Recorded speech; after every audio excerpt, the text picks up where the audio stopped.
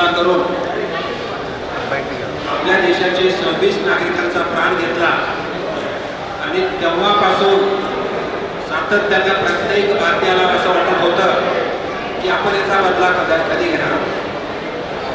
माननीय प्रधानमंत्री मोदी साहेबांनी त्याच वेळेस भाषण दिलं होतं, तुमच्या अपेक्षापेक्षा आम्ही मोठं काहीतरी करू, आणि त्याचा प्रत्येक जण वाट पाहत होता.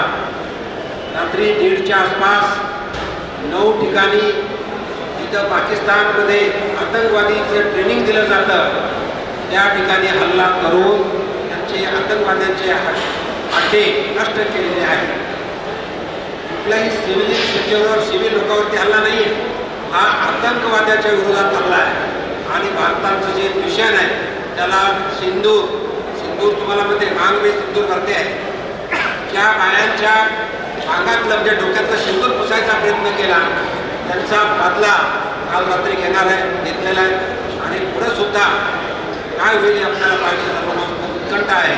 या प्रसंगी मॉक ड्रिलमध्ये आपलं शहर जे मेन आहे त्याच्यामध्ये नाही आहे, पण रेल्वेच्या माध्यमातून छोटासा मॉक ड्रिल म्हणजे समजा आपत्कालीन परिस्थिती झाली, समजा इतर अचानक काही घडलं तर त्याला प्रत्युत्तर कसं द्यायचं, त्याचबरोबर प्रत्येक नागरिकांनी सुरक्षा म्हणून काय प्रयत्न केले पाहिजे.